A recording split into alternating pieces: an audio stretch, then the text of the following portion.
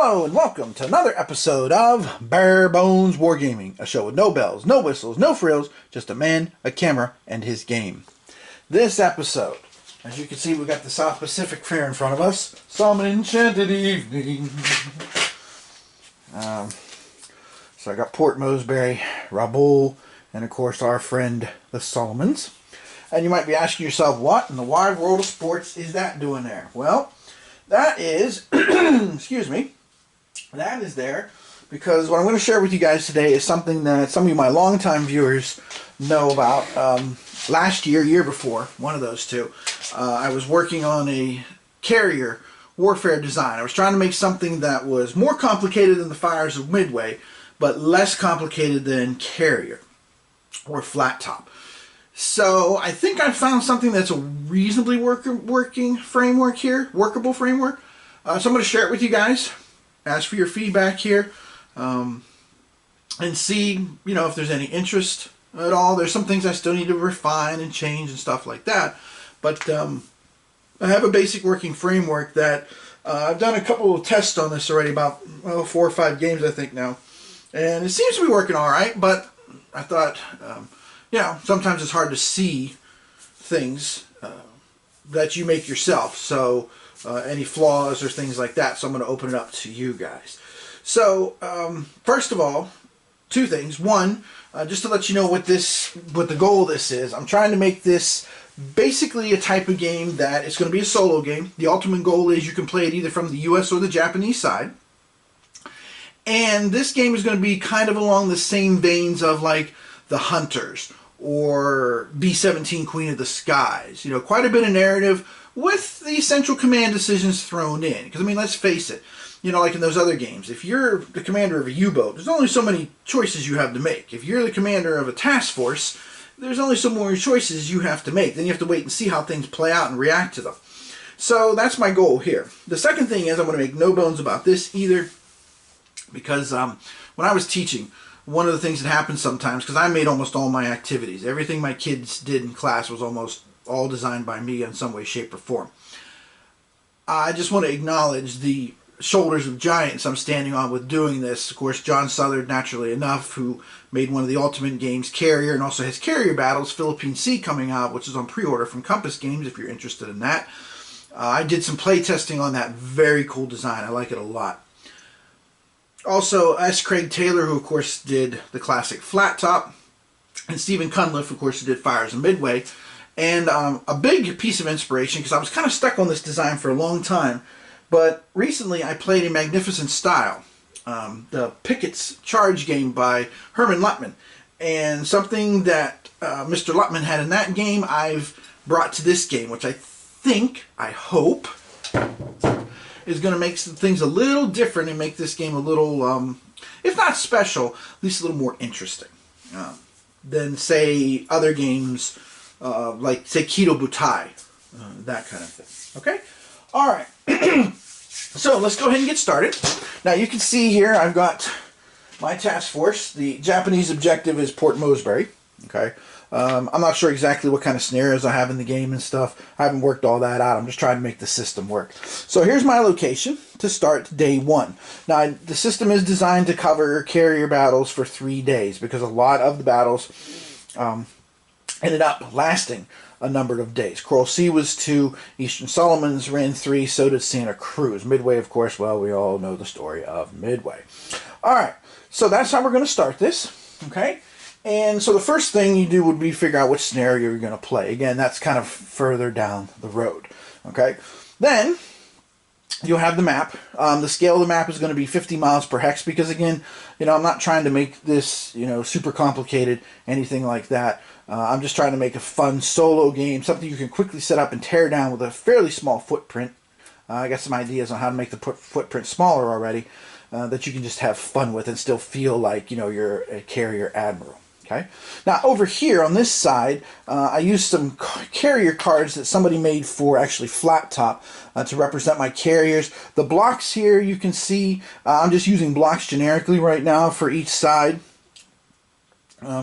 Just to save time with making counters and doing all that kind of stuff. So the blue blocks are my Wildcats. The greens are the Dauntlesses, and the yellows are the Devastator torpedo planes. Each block represents 3 planes for the purposes of the simulation, so to speak. Okay, so we've got all that put together there. That kind of gives you some of the background.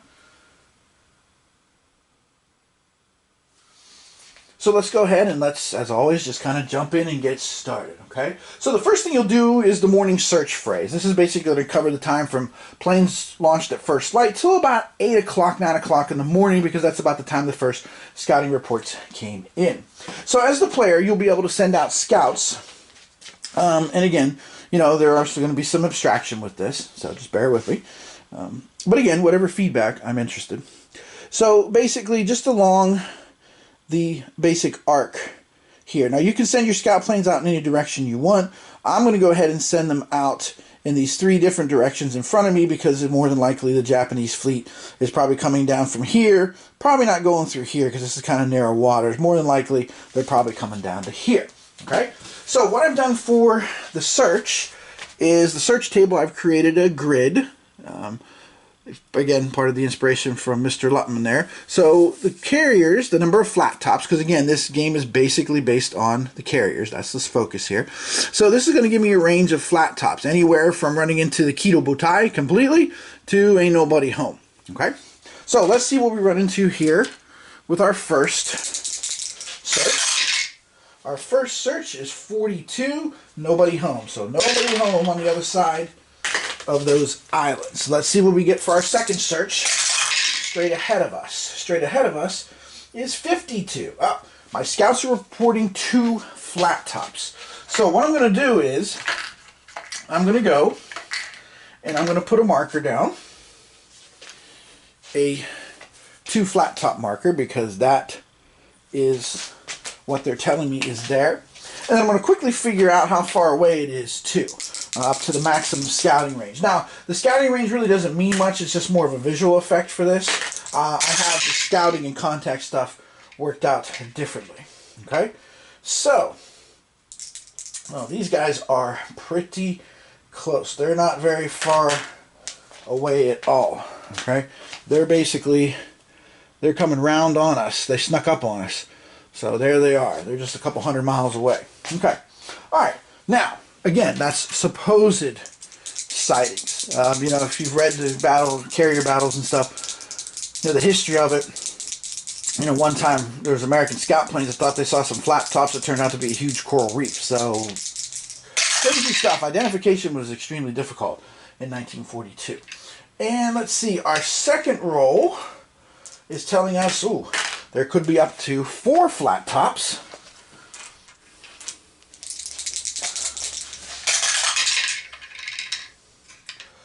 And they're pretty distant though here, this direction.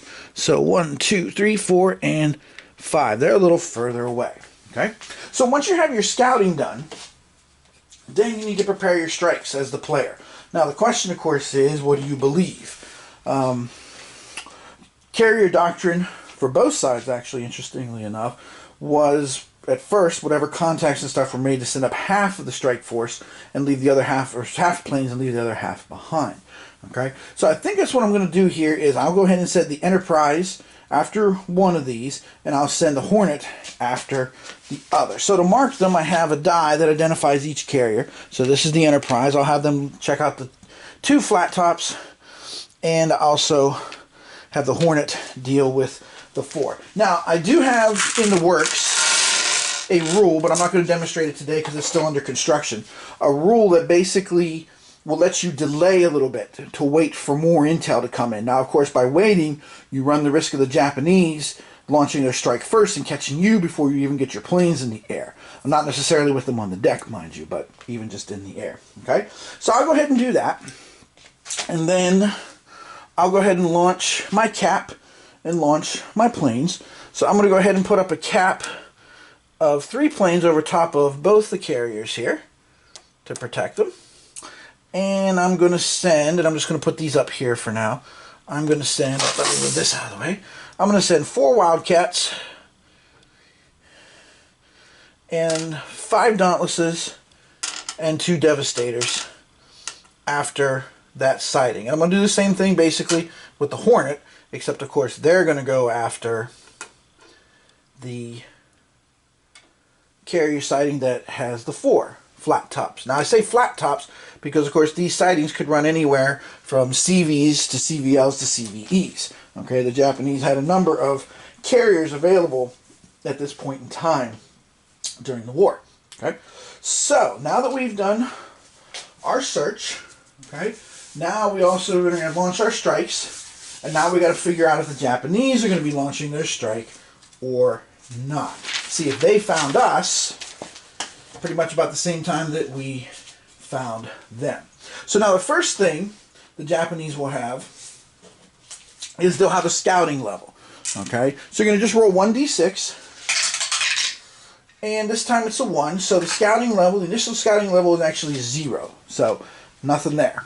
Okay? So, their scouts are reporting back basically they're not really finding anything. Or they have very, very thin information. So now we're going to roll 2d6 and see if we get a launch. 8 plus will give us a launch. And it is a 6, so the Japanese have not launched their plane. So it looks like we got the drop on them. If indeed, of course, you know, we find out what is actually there. We still have to make contact. Okay? So, no Japanese strike. So we'll go ahead and launch our first strike. And we'll focus on the Enterprise to start here with the first strike. So there is the Enterprise strike. Okay? So the first thing we'll do is we'll need to make contact. Now, in the game I have a deck of cards. And the cards actually serve 3 functions. Okay? The top number is going to be the contact number. This basically represents things like if the enemy fleet is moved, weather that's coming, wrong heading, all kinds of variables and stuff. Okay. The middle one, of course, is going to tell you what you actually found. Okay. This particular card, you would have found 4 big flat tops and 1 CVL.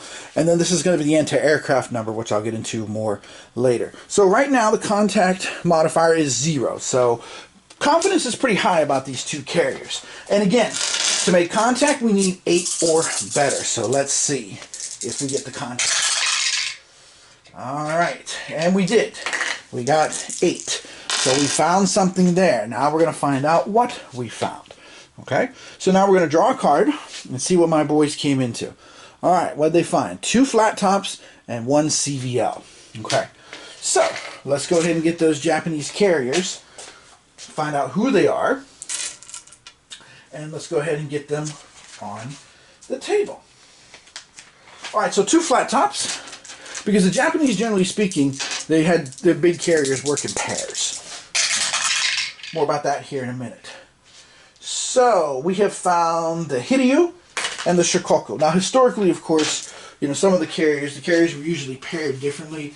But, you know, for variance and for replay value and stuff, I'm going to go ahead and use some variables here. Okay, so again, I'm using these cards. Let me move you over here for a second. I'm using these cards that somebody designed for flat top to use to represent the carriers. For now, I'll make my own cards and stuff later on down the road. Okay, so that is the 2 big carriers we found. And what CVL are my boys reporting? The CVL they're reporting is the Ryoho. So let's see, here's the Ryoho. Okay.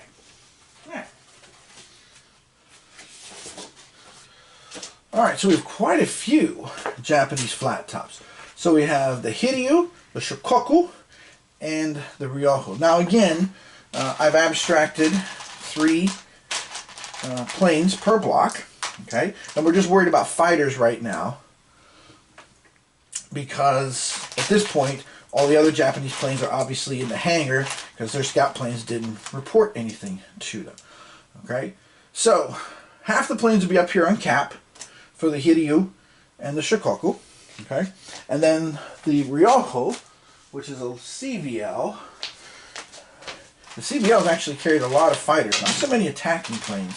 Well, of course, that varied from battle to battle. What I'm doing here, of course, is naturally an average of them.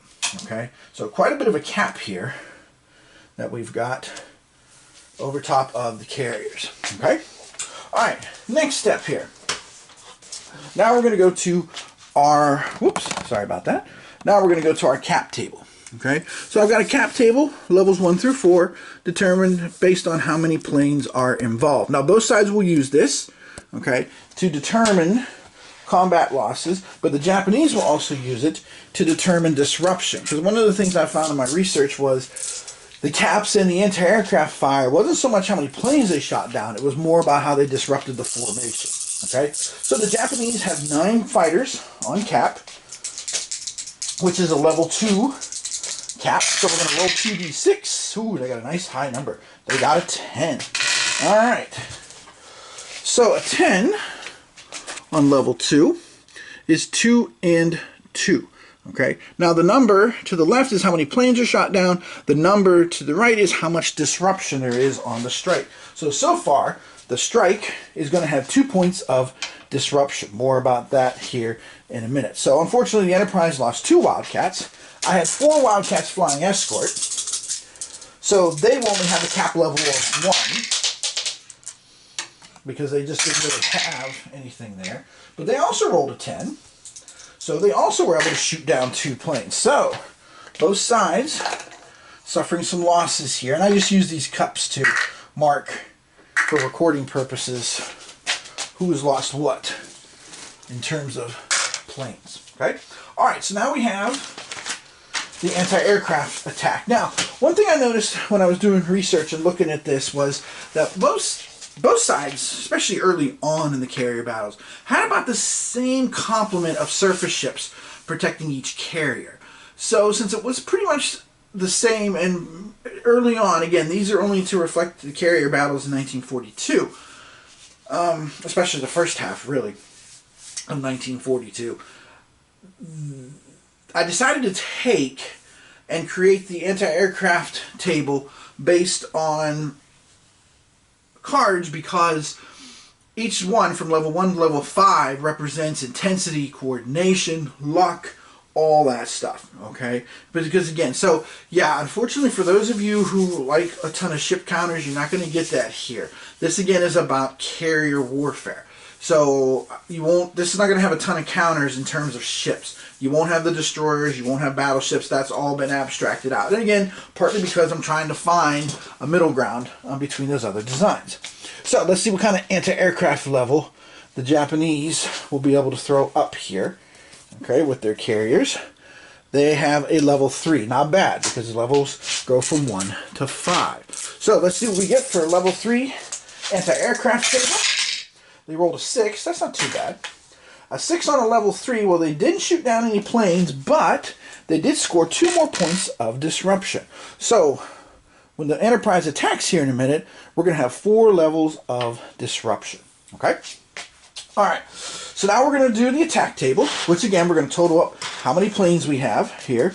So we have 5, 2, we have 7 altogether. Now the attack table, again, is 1 through 5, depending on how many factors. So with 7, it's going to be a level 3 attack, and this is actually going to be 3d6 that we're going to roll. And let's see how many hits we get.